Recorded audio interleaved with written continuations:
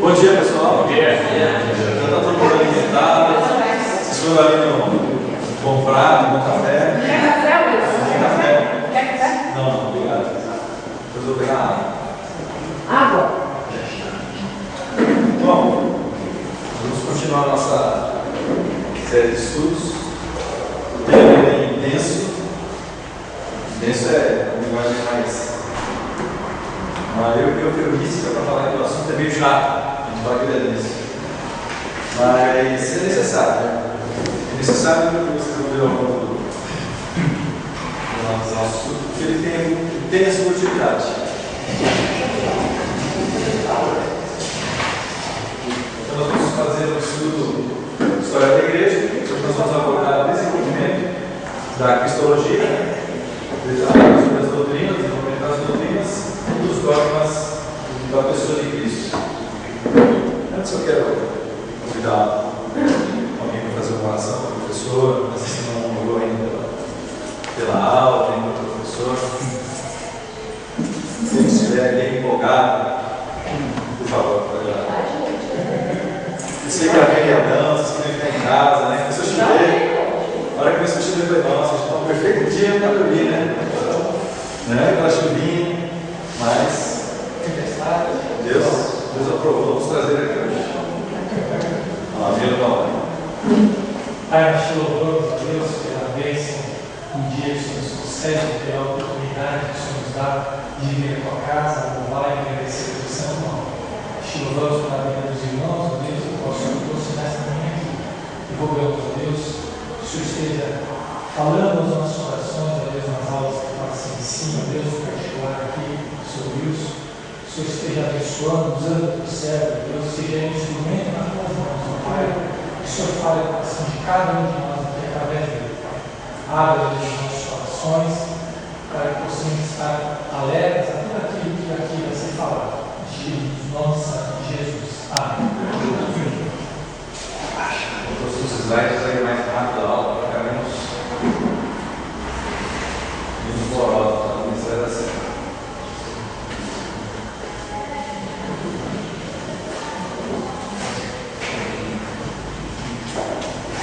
Bom, quando a gente fala de estudo da história da igreja, estudo da história da igreja, antes a gente tem que fazer algumas perguntas. Né? Por exemplo, sobre a cristologia, sobre o estudo de Cristo. Talvez sejam essas perguntas que vocês já fizeram alguma vez, né? Ou ainda fazem, não sei. Sobre Cristo. Vamos ver aí. Cristo é Deus ou é homem? Não, alguém já se perguntou isso? Alguém já perguntou isso para você? Já passou essa dúvida na sua cabeça algum dia? Com certeza, na minha não passou. Se Cristo é homem, devemos adorá-lo ou prestar culto? Também, né? Já passou isso na sua cabeça? Não, mas se Cristo é homem, por que eu tenho que adorar se ele é um homem? Não, tem que adorar somente a Deus. Assim, é claro, assim. Não, mas eu sei que, se Cristo é Deus, por que ele sentia fome? Se Cristo é homem, como é que ele fazia os milagres? Enquanto Cristo é homem e Deus ao mesmo tempo, quanto de Deus tem em Cristo e quanto de homem tem em Cristo? Se Cristo é filho de Deus, ele foi gerado? Quando que ele foi gerado? E se Cristo é homem e Deus, qual deles está entre nós? É o Cristo homem ou é o Cristo Deus? Então essas perguntas pairaram na mente dos primeiros cristãos e com certeza dos cristãos que são convertidos. Eles se perguntam sobre essas coisas. E essas dúvidas levavam aos estudiosos antigamente, nós vamos ver aqui, aos pais da fé, a questionarem, fazerem essas perguntas para si mesmos e trazerem respostas.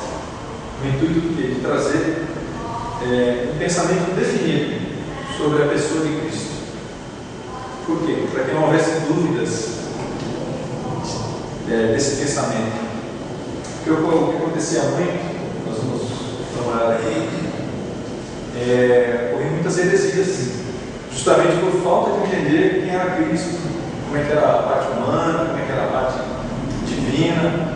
Então aí se levantavam muitas heresias, falsas doutrinas, e o estudo aprofundado da palavra vinha justamente para combater essas heresias, trazer esclarecimento. Para entender o que é cristologia, a história da cristologia, essa história da cristologia está muito ligada à história do homem, está ligada à antropologia, que é o estudo do homem.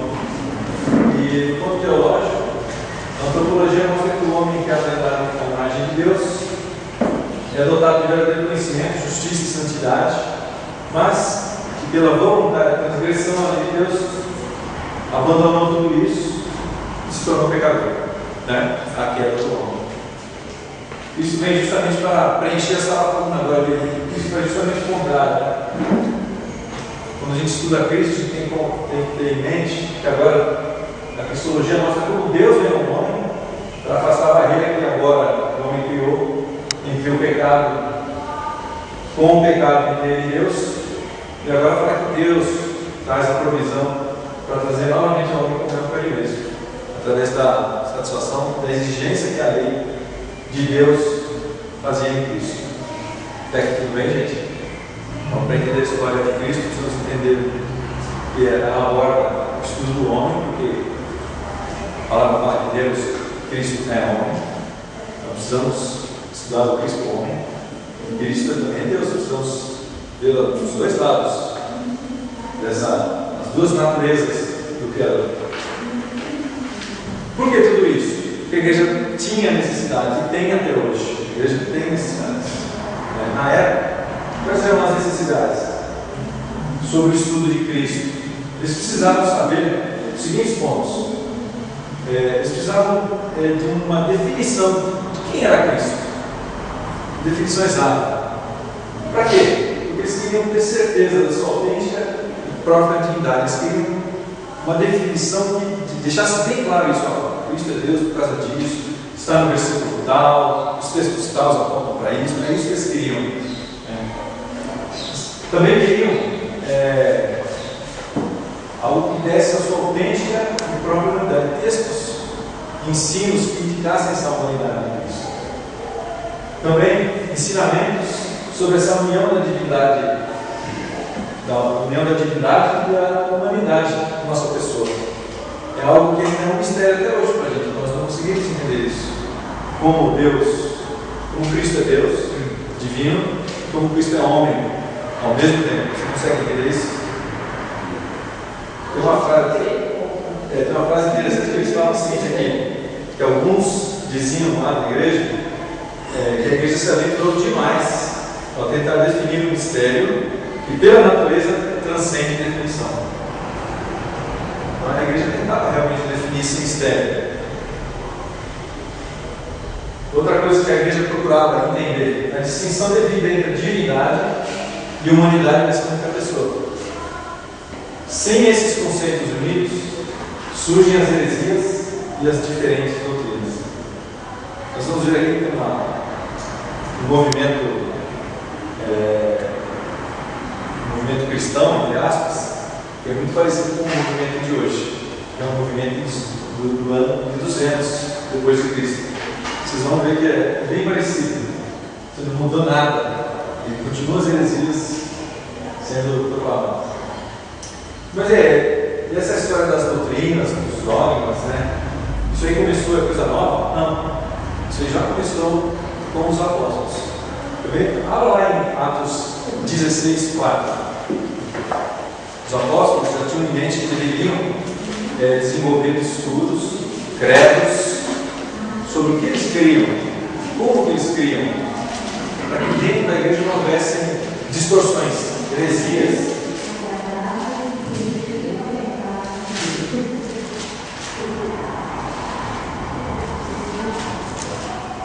Quem achou aí, pode ler.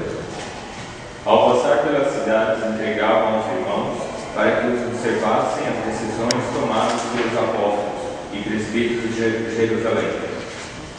Ele fala uma palavra bem interessante aí, né? Decisões. Por isso se reuniam, tomavam decisões, escreviam e entregavam às igrejas quando eles iam visitando. Pode dizer que essas decisões eram os primeiros dogmas, né? Eram as firmes resoluções ou decisões baseadas na verdade, revelada por Deus, e ao mesmo tempo um propósito daquela igreja. Então eles observavam o que a palavra dizia e a partir daí traziam decisões, traziam regras, traziam doutrinas baseadas na palavra. Existem doutrinas reveladas na palavra, isso é bom, é um fato.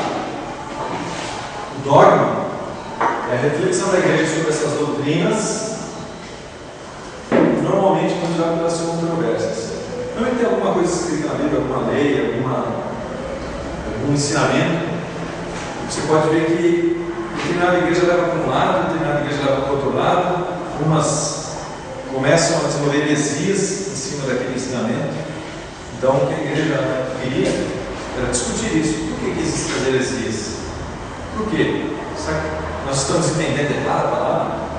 A partir daí, eles começaram a estudar a palavra e desenvolver ideias, pensamentos e doutrinas, até chegar no dogma, numa decisão. É isso que nós queremos. É assim que nós queremos. Tranquilo aqui, gente? Vamos dormir, não, hein? Luz apagada, né? Não tem nem musiquinha, vamos dormir, não. Os primeiros pais apostólicos, lá pelo ano 70 depois de Cristo, nós vamos caminhar na história aí até José, ou algumas épocas para ir rápido aí na aula. Eles começaram a discutir as doutrinas, mas e esses foram os primeiros pais, foram exatamente as pessoas que andavam com os apóstolos. Quer ver? Alguns não têm o nome escrito lá, mas tem a função. Olharam em Atos 3, no Barnabé, que era um dos primeiros pais. Ouviu a falar dele. Barnabé, Atos 13, 1. Outra pessoa vai vir lá em Romanos 16, 14.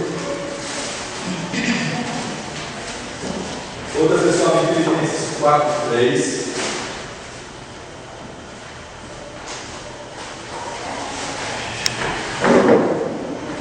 E só. Pode ler, quem achou aí? Havia na igreja de Antioquia profetas e mestres, Barnabé, Simeão, por sobrenome Níger, Lúcio de Cirene, Manaém, Colasso de Herodes e Tetrarca e Saulo. Ele fala de Barnabé, né? Ele também falou uma outra coisa aí. Na igreja de Antioquia. Quem era o bispo da igreja de Antioquia? Inácio, um dos primeiros pais da terra. Outro texto é de Romanos. Vamos lá, gente. Vamos participar aí da aula. Ajuda o professor. Ajuda eu, né? Ajuda eu. 16:14. Saudai Assíncrito, Flegonte, Hermes, Pátricas, Emas e os irmãos que se reúnem com eles. Quem não tem filhos, ó, quiser dar uns convites para os filhos, não.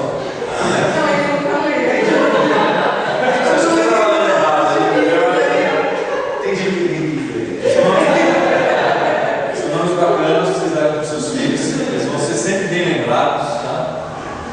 Então tá lá, falando de Hermes, né? Hermes. Algumas traduções já aparecem Hermes, Hermas. Diferença é. Lá, Filipenses 4:3. Acho que isso não tem nada muito bacana, muito bom. Estive fiel companheiro de Júlio, quando lhe peço que as auxilies, pois juntas se esforçam comigo no Evangelho, também com Clemente e com os demais cooperadores meus, cujos nomes se encontram no livro da vida. Muito bem. Os outros nomes nós vamos ver lá em Apocalipse, ele fala do bispo de Esmirna. Aí, olhando a história, vamos descobrir que o bispo de Esmirna era Policarpo, né? O bispo de Herápolis, dentro da história, vamos ver que era Papias. Esses foram os primeiros pais da terra. E aí eles começaram a desenvolver estudos. O que eles desenvolveram? Né? Bom, eles não enriqueceram muito os estudos, porque tudo que eles falavam, tudo que eles ensinavam, era simplesmente usando a Bíblia. Eles pegavam a Bíblia, liam a Bíblia, eles mesmos não investigavam, não queriam, né, destrinchar o texto, não tinha ali, eles não estavam nessa toada ainda. Então eles não traziam nada de novo. Eles não esmiçoavam o texto, não traziam detalhes sobre as doutrinas. Então, o que eles criam, o que eles ensinavam sobre Cristo na época? Que Cristo é Deus e homem.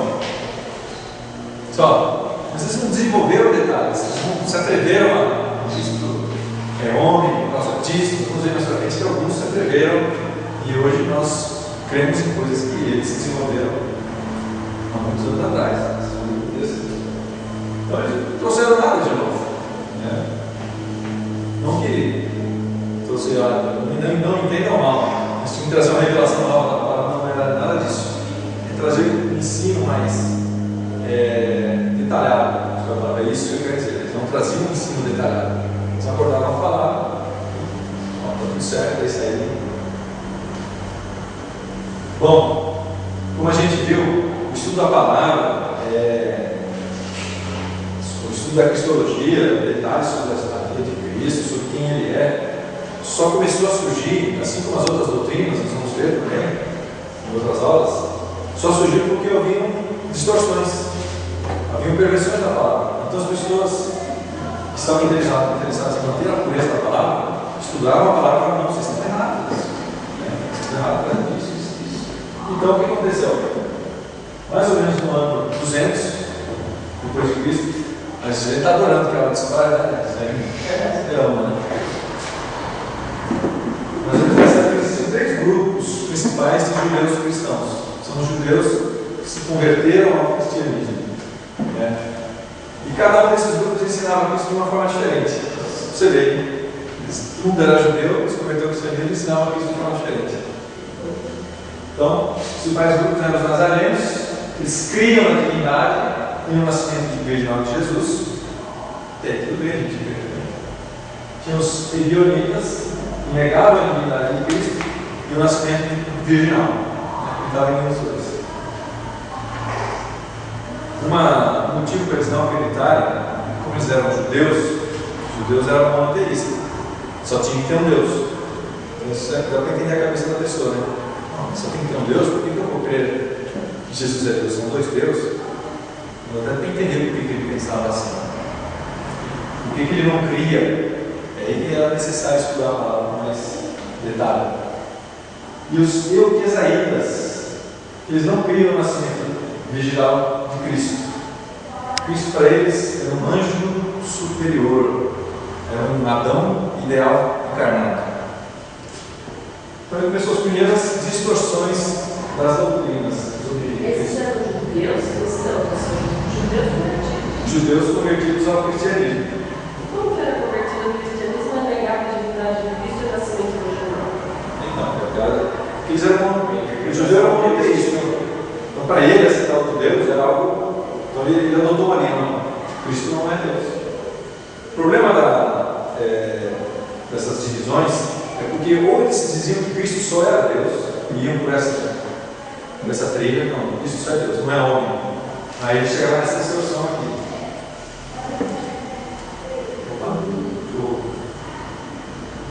Chegava nessa distorção: não, Cristo é um anjo. Isso é Deus, é divino, então isso é um anjo.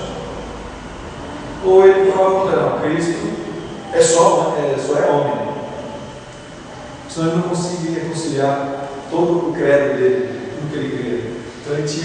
Então às vezes eles não conseguiam chegar num consenso. Estudando a palavra, eles não conseguiam chegar nesse consenso. Ou nem tinham ainda andado nesse caminho de estudar a palavra e tentar conciliar. Que é algo que realmente demanda tempo, demanda muito estudo. Então, eles gostavam para um lado ou para o outro. A verdade era essa. Não sei se respondeu. Sim, eu só consigo chegar na questão do Cristo. Mas talvez eles queriam que isso fosse um mediador. Eu trabalho com judeu, e o judeu, ele fala que Cristo existiu simples, que era um cara só. Era um cara legal, Era um profeta bom. mas ele era cristão. É. Mas é cristão. A gente não crê em Cristo como nada disso. Crê como um líder que veio e morreu, tinha bons ensinamentos, mas poucos, ainda esperam o Messias. Hoje, os evangélicos, vários cristãos se dizem cristãos, mas a gente sabe que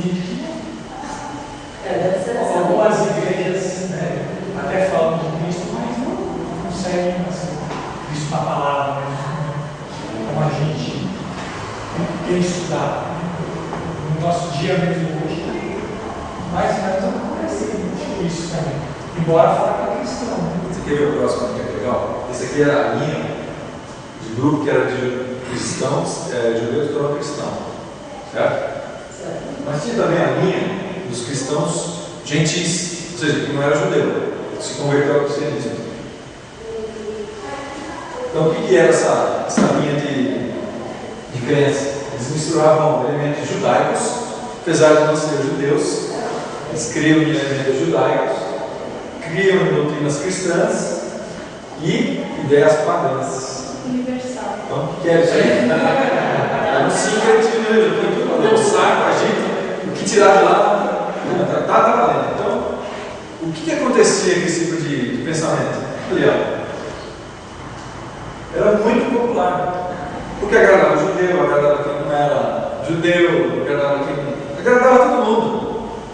Você conhece alguma igreja que agrada todo mundo hoje em dia? Eu conheço. Você vai lá, tem elemento judeu dentro da igreja, tem galinha arruda lá, então.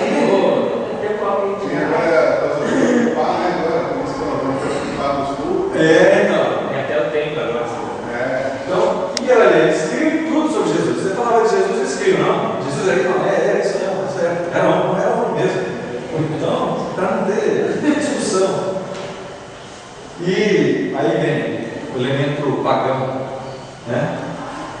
Jesus era um Deus bom.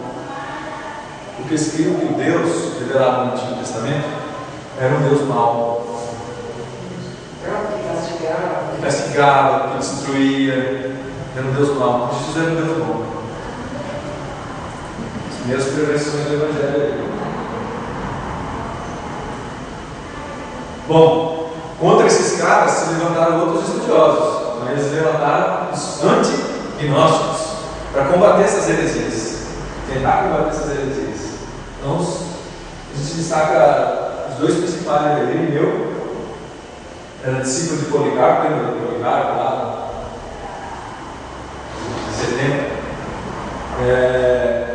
Ele tinha ensinos consistentes sobre Cristo, mas tem heresias, né? Heresias do tipo a separação de Cristo e os seus sofrimentos. Então, alguns criam que Cristo, quando sofreu, ele não sofreu, não. Lá que ele passou não foi sofrimento. Ele era Deus, então ele não sofreu. Não tinha essas ideias. Ele dizia o seguinte: a hora de centrar com Cristo é sua obediência. Bacana. Enfatizar uma união viva com Cristo, e as duas. Que Cristo sofreu em nosso lugar, falando da nossa vida, perfeito. Né? Que Cristo estabelece um novo relacionamento com Deus, perfeito também. E ele dizia que o Logos, todo mundo sabe que é Logos, né? Se identificou com a humanidade e a leva como superior, santificando-a e imortalizando. Ele vai cair na prova que é Logos. O próximo slide vai explicar. Só para sacanear vocês. A Cata falou que é um carro. O Logos, né? Quem teve Logos, coitado. Então, Logos, o problema de entender, a dificuldade de entender a pessoa de Cristo é justamente o Logos. Logos. Sabe por quê? João 1:1. Outra pessoa vai abrir João 1:14. Outra pessoa Apocalipse 19:13. Vamos lá, gente. Essa palavrinha é a dificuldade de quem é a pessoa de Cristo. Por isso, tanta discussão. Acho que das coisas mais discutidas durante a história da igreja foram a Trindade, que envolvia Cristo, e a divindade de Jesus. O que era Deus e homem. São assuntos que, desde os tempos remotos, foram motivos de discussão, de concílio, até chegar a um entendimento comum. Vamos lá, João 1:1, lê. No princípio era o Verbo, e o Verbo estava com Deus, e o Verbo era Deus. Tudo bem. Próximo, João 14. O Verbo substava no meio dos nossos, cheio de graça, de humildade, e na sua glória com o unigênito do Pai. Apocalipse 19:13. Está vestido com um manto de de sangue, e seu nome se chama o Verbo de Deus. O que é verbo, gente? Aí nos textos. Jesus. A gente sabe que é Jesus porque a gente aprendeu, alguém ensinou, né? Não dá para entender que é Jesus assim. Na primeira leitura, você tem que ler todo o texto. Aí você, está falando de Jesus. Que palavrinha que eu posso colocar lá? De verbo. Só falou. Palavra. Realmente, então, o Logos, a gente olhou que eles vão falar várias vezes, porque eles não queriam traduzir a palavra do grego para a língua deles, para não perder o sentido. Então eles mantinham o verbo como Logos. Então, Logos vem traduzido. Logos, a palavra Logos, a palavra Logos, é traduzido normalmente nas Bíblias por verbo. Pode significar a palavra escrita ou falada. Nas Bíblias em inglês, é traduzido como palavra. Palavra, words, né? A palavra, o princípio era a palavra. Mas pensa bem, eu pelo menos, é difícil entender o verbo, a palavra. É difícil de entender, né? Com o passar do tempo, logos também era usado pelos gregos para a gente dar um outro lamento. Razão. Vamos ler o texto de novo, o texto de João 1. Troca aí o verbo por razão. Quem leu aí? E a razão estava com Deus, e a razão era Deus. Isso dá uma melhorada um pouquinho. Um pouquinho. A nossa palavra lógica, vem da palavra logos. Então agora, vamos trocar de novo. Troca agora verbo por lógica. Lê para mim, vamos ver se melhora um pouco o texto. No princípio era a lógica estava com Deus, e a lógica era Deus. Agora vamos melhorar. Quando você fala de razão de lógica, você está querendo, está buscando o quê? Verdade, sentido, né? Agora coloca sentido no lugar aí. No princípio era o sentido estava com Deus, e o sentido era Deus. Se você continuar lendo o texto, ele vai falar que todas as coisas foram feitas para ele. Então, o sentido de tudo era para ele, para Jesus. Então, é nesse sentido que a palavra quer dizer. E o motivo de tudo era Jesus. O motivo de tudo. Então, você pode entender logo como ser o motivo de tudo. O motivo da criação, o motivo do universo, era o próprio Jesus. É o Logos. Uma palavra difícil de entender, né? Verbo, você lê o verbo ali, ó, é o motivo de tudo. Né? Tudo que está na mente de Deus. Gente, ó, isso é algo muito profundo para a gente. Deu para entender um pouquinho o que é Logos? Agora, quando você ouvir do Logos, você vai lembrar de verbo, né? Essa referência vai ficar nesse sentido. E Logos está se referindo a quem? A Cristo, Jesus.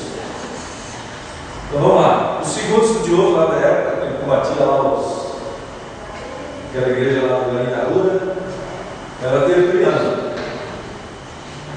Tertuliano já começou a dar um desvio, ele combatia o gnosticismo, mas ele mesmo se perdia nas suas ideias.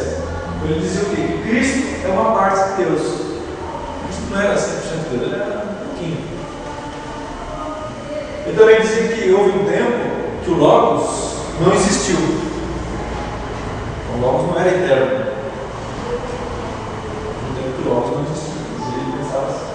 Então ele existiu só no Novo Testamento, no caso. Eu não consegui descobrir como que ele definiu, mas para ele foi criado depois. Né? Ele também nos parece que a morte de Cristo satisfaz uma pena. É verdade? Vocês concordam com isso? A morte de Cristo satisfaz uma pena? Sim? Favoráveis ou não? Sim. Os contrários ou não está favorável. E outra coisa que eu ia dizer é o seguinte: que a punição eterna pode ser evitada pelo jejum e outras formas de mortificação. Bom, isso combina com o que ele fala aqui em cima, né? Que é a morte de Cristo. satisfaz pena nenhuma. Basta você fazer um jejum e você está salvo. Dá umas 10 chicotadas em você mesmo, está tudo certo. Vocês estão entendendo? À medida que alguns queriam combater heresias, acabavam perdendo outras. Mas isso é legal demais ainda algumas coisas, né? Então. Tudo isso era levado a concílios, né? A reunião dos principais bispos. Para chegar na coisa, o que você pensa? O que você pensa? O que você pensa assim? Fala por que você pensa assim. Defende aí a sua teoria, a sua tese. Olha, o que é isso? Ó, mas você está errado. Ó, prova você que não está errado. Aí seria aqueles que concordavam, tipo, criavam seus grupinhos e tinha muito disso, né? Tinha muito disso. As pessoas, por que havia seitas, divisões? Porque a pessoa não queria aceitar que ela estava errada. Ela não tinha humildade de falar, não, estou errado, realmente a palavra está falando isso. Então, o que ela esse ciúme, ela realmente tem uma certa humildade de admitir o erro, de mudar de pensamento. Ela acaba, não, eu vou continuar com a minha linha de pensamento que quiser, porque humildade era isso. Sim. Bom, seguindo a nossa história aí, em 300 surgem os pais alexandrinos, deu uma pulada na escola aí para correr. São chamados pais alexandrinos porque eles estudaram na igreja, na escola de catequese de Alexandria. Então, temos dois destaques aí dessa academia aí de teólogos. Clemente de Alexandria, né, que ele falava sobre o Logos. Que o Logos tomou a natureza humana, a sua inteireza se tornou um homem real. Era assim que ele pensava. E Cristo comia apenas para não negar a sua humanidade. Eu pensei que Cristo comia, você era precisava comer? Precisava comer? Claro que sim. Ele era mas ali, né, Wilson, que estava. A gente também tem, acho que, separar ali a Trindade, né? Porque ali ele estava com o homem mesmo. Até ontem eu fui com a minha mãe, que ela voltou, né, de viagem ontem, sobre essa questão do sofrimento, né? E a gente comentou sobre essa questão do sofrimento de Cristo. Ele era tão homem que, hoje com a minha mãe assim, eu falei, mãe, eu aceito, eu acredito na soberania de Cristo, porque eu tenho um tio que ele teve um ABC, né? Que ele está em coma. E era aquele tio assim que animava as festas, ficava no violão, sempre ajudou todo mundo e nunca falava mal de ninguém, então, e dos irmãos é o mais novo. Então, a gente está muito nessa discussão da soberania de Deus em nossa vida, né? Que Deus sabe o que é para nós. Minha mãe sempre colocou que Deus é bom e tudo que Ele faz é bom. E Ele sabe o que é para nós e Ele está no controle sempre. E eu falei para minha mãe, eu aceito a soberania de Deus, mas isso não significa que eu não posso, que eu não vou ficar triste. Eu sou muito triste. Mas muitos. Eu choro todos os dias pela comunidade. E conversando sobre essa questão da Trindade, nós fizemos esse paralelo com o sofrimento de Cristo. Que ele era tão homem naquele momento, que lá, quando ele foi crucificado, ele falou, Pai, se possível, passa por esse caso. Então ali não era o Cristo Deus, nem o Cristo o Espírito Santo, ali era o Cristo homem. Porque ele, se ele pudesse, ele não passaria por aqui. Porque ele queria passar por todas as situações que o homem passa, e ele sentiu na sua plenitude tudo o que o homem, no estudo universal, homem e mulher, passa. Ele experimentou todas essas sensações.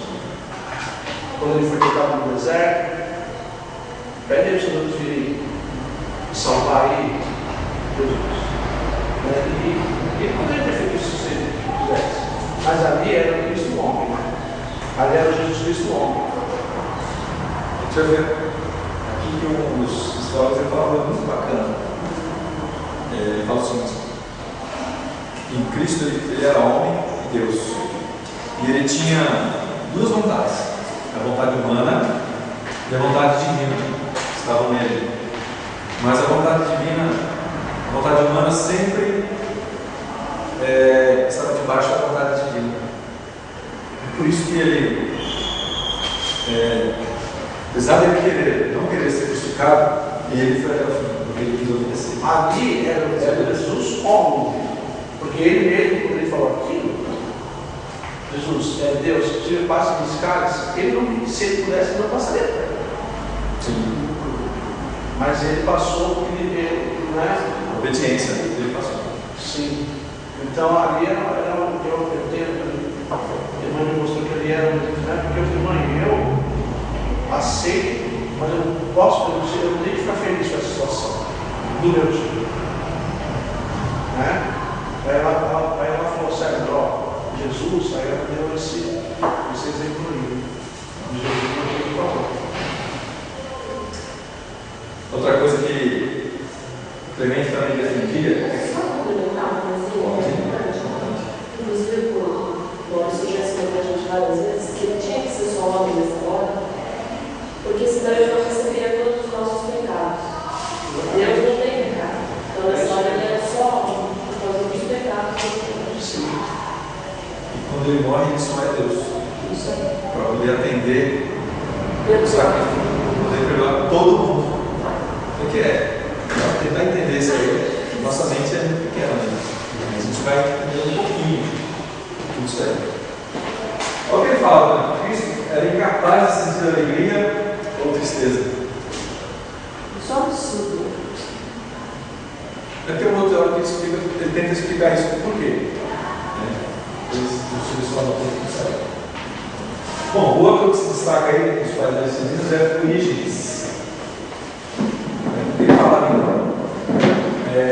a alma de Cristo já existia, mas estava unida ao Logos, porque eles falam de alma, que é um pensamento grego, assim, só para a gente lembrar, um pensamento grego pairando aí na mente deles.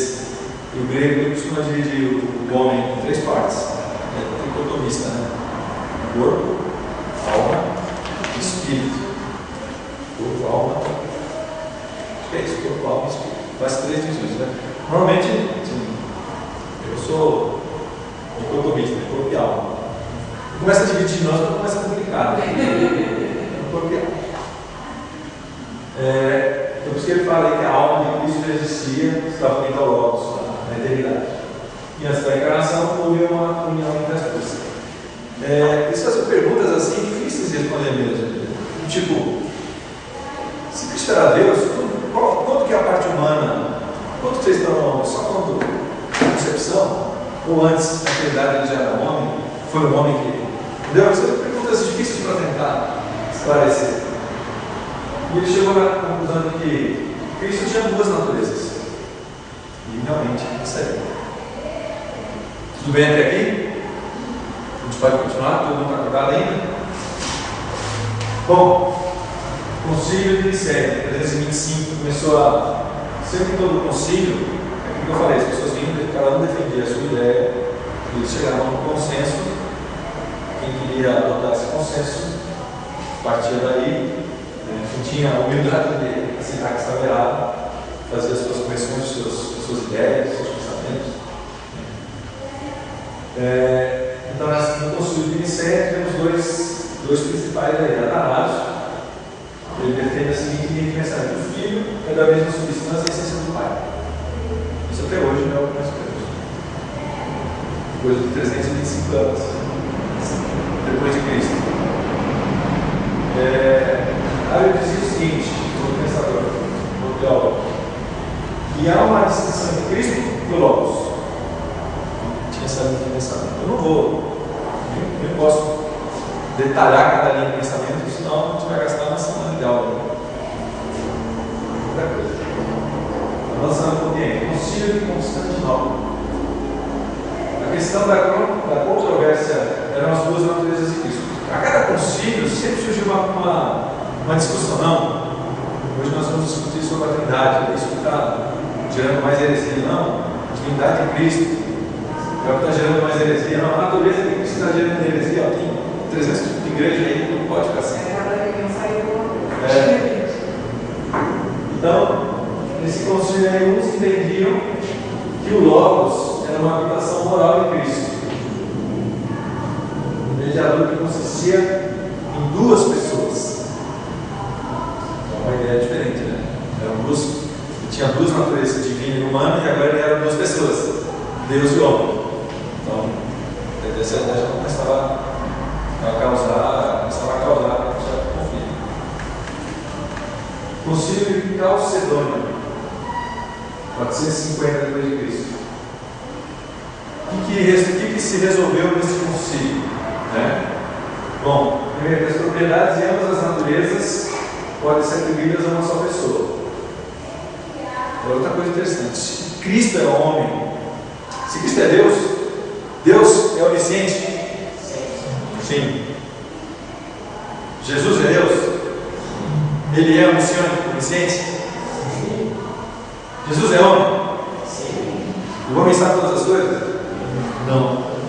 Deve ver que interessante. Então, foi resolvido que realmente, na pessoa de Cristo, existem os dois conhecimentos: o infinito e o limitado, que ele é homem. Como é que está isso? Vai perguntar, né? Como é que pode isso? Isso aí deve ser outro conceito para a gente poder entender. São perguntas difíceis, gente. São perguntas simples assim. Os sofrimentos de Deus homem, podem ser reputados como real e infinitos, e ao mesmo tempo que a natureza divina não é passiva de sofrimento. Então, o que ele está querendo dizer aqui é o seguinte: Jesus é homem? Sim. Ele sofre? Sim. Jesus é Deus? Sim. Ele sofre? Não. Entendeu? É a divindade e não a humanidade a base da personalidade de Cristo. O que ele está querendo dizer? Justamente isso aí. Mesmo sendo homem, sendo Deus, e sendo 100% homem, 100% Deus, o homem de Jesus sempre houve a parte divina. A personalidade dele baseada na parte divina. O amor dele, ele ama o Pai, a justiça dele, Jesus que como o Pai é justo. Esse vai.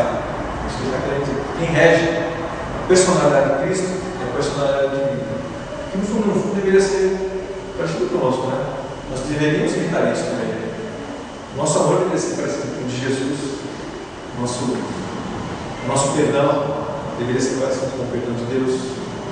Verdade? Foi definido também lá que Logos não seria um indivíduo humano distinto, mas a natureza humana. O que ele está querendo dizer? Que o Verbo ele se encarnou uma pessoa específica, né? Um indivíduo humano distinto. Não foi uma pessoa especial, mas foi na natureza humana, na raça humana. Ele adotou, se encarnou na raça humana, como homem mesmo. Outra coisa que se chega à conclusão, não houve um primeiro homem já existente. Outra coisa que eles levantaram, não, se Cristo é homem, ele deve ser um homem que foi criado lá no Éden, já preparado, especial, deixa ele reservado aqui, porque ele é Deus. Então deixa esse homem, um Adão doido, vai. De reserva. Um Adão reserva, deixa esse Adão reserva, porque ele vai corrigir tudo. Não era nada disso. Essa união foi efetuada com a substância da humanidade no ventre da Virgem. Vamos lá, vamos seguindo aí. Bom, resumindo, um pouco mais. Ocorreram outros concílios aí, né? Cada 100, 200 anos ocorria concílios para discutir essas ideias e tentar corrigir erros doutrinários, aperfeiçoar as confissões de fé. Para quê? Para manter a unidade da igreja, eliminar heresias e contribuir para o crescimento dos fiéis. Os concílios tinham esse objetivo. Ocorreram diversos outros depois desse Calcedônia. Eu vou tentar muita coisa. O que temos hoje nas nossas mãos aqui? Quem é que já leu a confissão de fé de Westminster? Todinha? Você vai ganhar um prêmio. São quantas páginas? Nossa.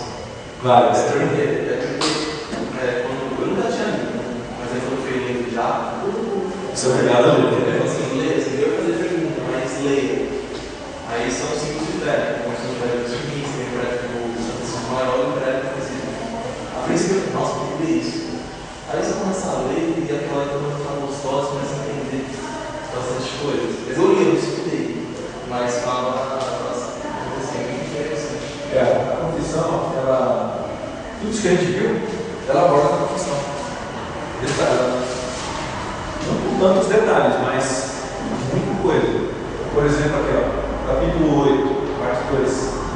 Filho de Deus e professor da Trindade. O que ele fala? Alguém, uma voz bonita aí, pode honorar para mim? Não? Quem está enxergando bem de longe? Só tem idoso aqui igual eu? Então tá, Bia, você tá primeiro da fila, vai. Desculpa, vai. Sendo verdadeiro e eterno Deus, da mesma substância do Pai, igual a Ele.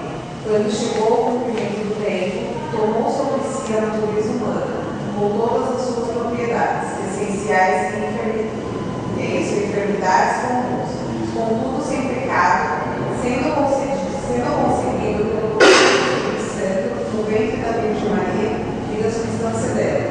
As duas naturezas inteiras, perfeitas e distintas, a divindade e a humanidade, foram inseparavelmente unidas em uma só pessoa, sem conversão, composição ou confusão.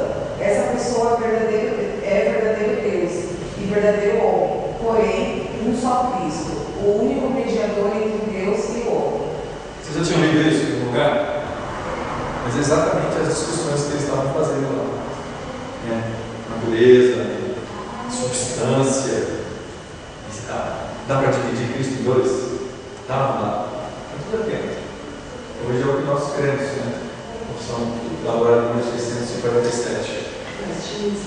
E aqui embaixo, está bem pequenininho, se você pegar a confissão, tem lá as referências que eles tiraram essas conclusões. Tá? Vou ler um por um.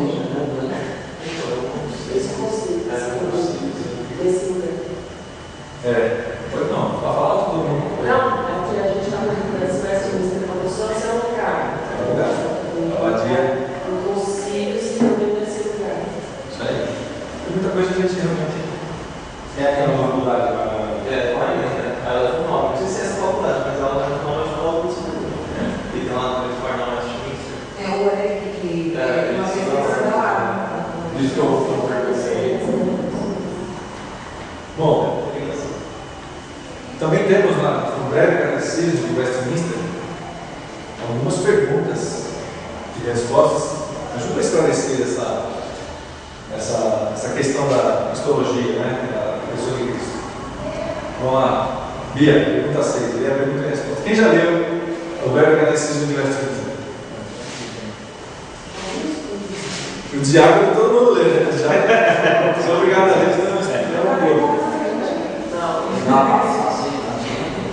Esse é curtinho, tá, gente? Tem um breve. São 100 perguntas. Tem o Pai Nosso explicadinho. E tem a Bíblia. Tem o credo apostólico. Fala, credo, mas o credo é o resumo da crença. Não tem que saber. E tem o catecismo maior. É o dobro de perguntas. São 200 perguntas e respostas. Cada pergunta tem a referência. Tem uma pergunta, tem a resposta, por que ele respondeu aquilo na Bíblia? É muito interessante isso aqui. Quando eu li, eu comprei para toda a família. Eu leio isso daí, isso é muito bom. É legal? Eu tenho essas explicações. O breve está aqui sendo detalhado. Agora a confissão já não. Eu peguei uma confissão comentada. São 325 páginas. Você tem um livrinho, Igual que eu falei. eu tenho um livrinho que é nesse seminário, que chama Símbolos de Fé. São uns 30 reais, né? Para quem precisar, tem PDF aí, se quiser. Sabe, Wilson, na Bíblia de Genebra tem a Confissão de Fé de Westminster, o breve catecismo e o catecismo maior. Olha só. Eu não sabia. Final do livro. Eu tenho essa de Genebra, eu não sabia disso. Tem.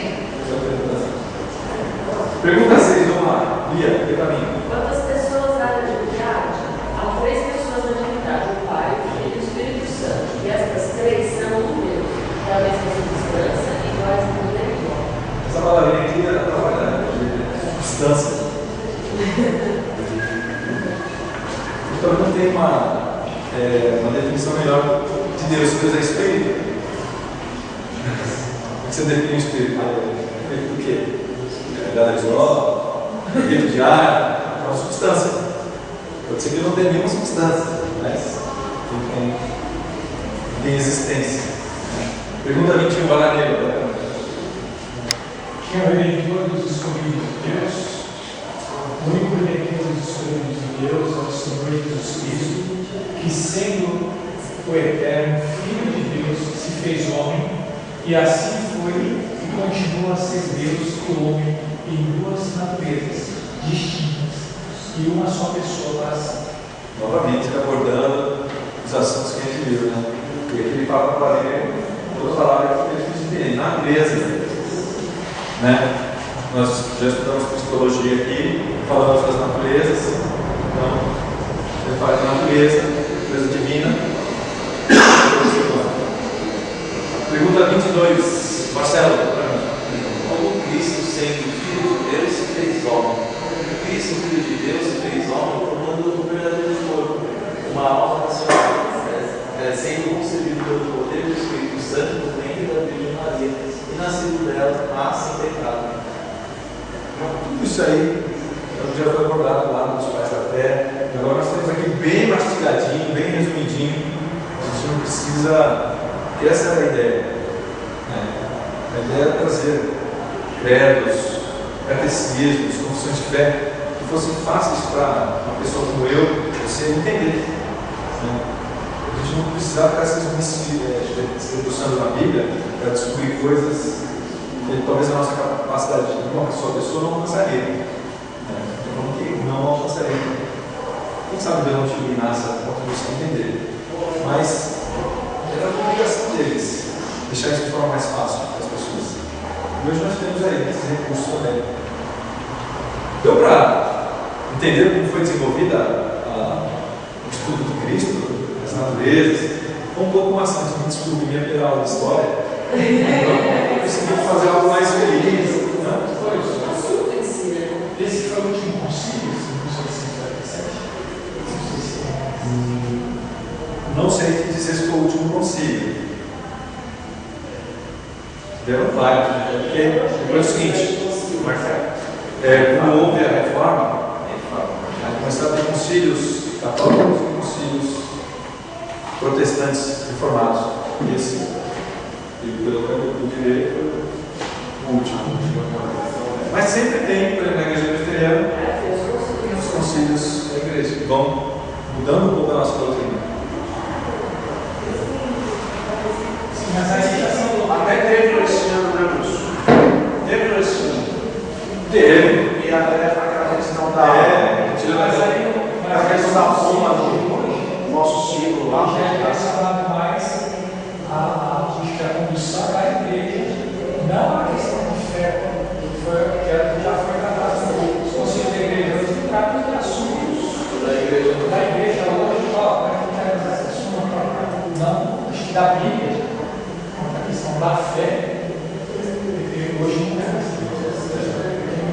não tem mais esse tipo de concílio. não, realmente, hoje é só o concílio interno, né? Cada igreja tem o seu, né? Eram vários anos até ter um outro concílio, depois mais de 60 anos até ter um concílio. Como é que foi esse período, esses períodos, né?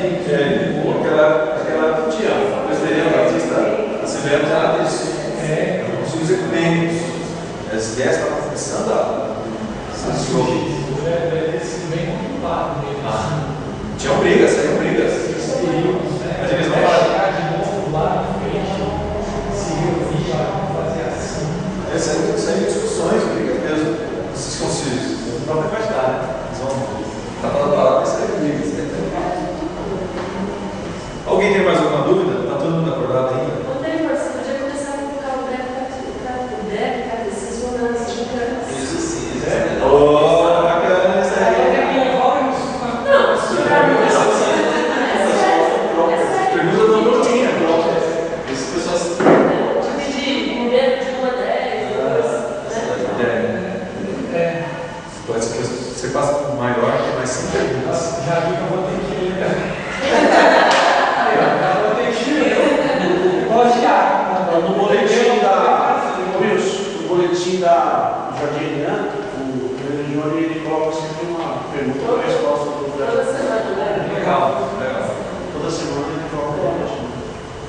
Gente, é isso aí. Desculpem se um pouco maçante foi isso. Mas realmente eu estou aprendendo. Quem sabe na próxima aula da história a gente vai um pouco mais leve. Isso, no último aula que a gente deu, eu estava falando, comentando sobre a última decisão sobre o concílio, né?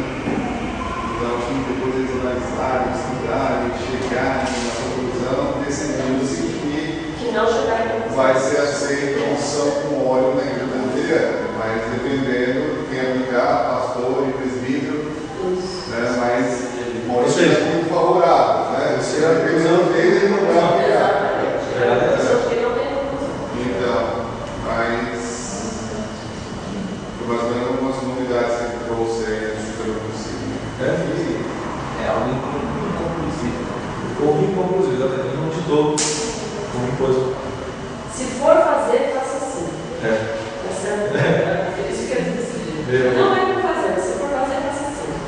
É para entender um pouco como que é o concílio lá. O pessoal, cada um tem um. O pastor lá resolveu que quer fazer um São Paulo, por exemplo. Aí ele arruma mais uns 4 que apoiam. Vamos. E aí vai juntando gente para quê? Para apoiar o que ele quer, entre aspas, né? E leva de consigo. Se todo mundo votar e for favorável, aí que a igreja acaba adotando. Exatamente. Se tiver apoio. Gente, é isso aí. Alguém quer fazer mais alguma pergunta? A gente está baseando nesse livro, História das Doutrinas Cristãs. Basicamente, outras coisas são resumo bem resumido mesmo, senão, para ter ideia, foram 10 capítulos resumidos aqui do livro. Então, o livro é muito denso.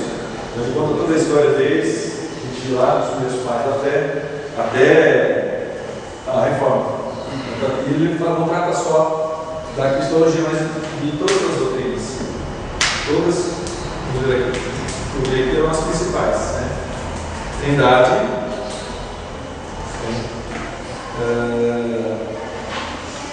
doutrina da Trindade, doutrina de Cristo, doutrina da aplicação e da apropriação da graça divina, doutrina da igreja e dos sacramentos, doutrina das últimas coisas. São coisas que trazem dúvidas, são perguntas, né? Até hoje não existe uma posição, né? A milenista, Cristo vem depois de 1000 anos, até hoje existe essa divisão. Por exemplo, na igreja dos sacramentos, alguns dizem que quando você tem a ceia, Cristo está ali, pessoalmente nos elementos. Não é assim? Cristo está ali no pão. O corpo dele você está comendo o corpo de Cristo. Enquanto nós cremos que ele está ali espiritualmente, a presença divina está ali.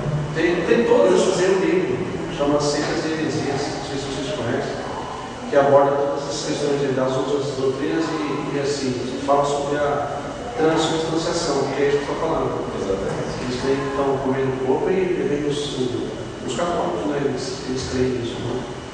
Então, se aborda as principais doutrinas e discussões como se desenvolveu. Como é que foi essa?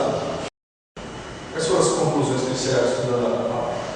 Se você quiser depois dar uma pesquisada aí, é bem interessante mesmo. Tá? Lê um breve. Faça assim, por favor. Começa com o breve, para você não desanimar. Depois você vai para o maior, aí você vai estar animado e você lê a confissão de fé. Se você estiver mais animado ainda, você lê a confissão de fé comentada. Bom? Alguém tem mais algum comentário? Aí quando você estiver animado, você lê Guerra e Paz, Tolstói. Não sei quem conhece aqui, mas são 1.500 páginas. 5 volumes. É isso aí. Alguém tem mais algum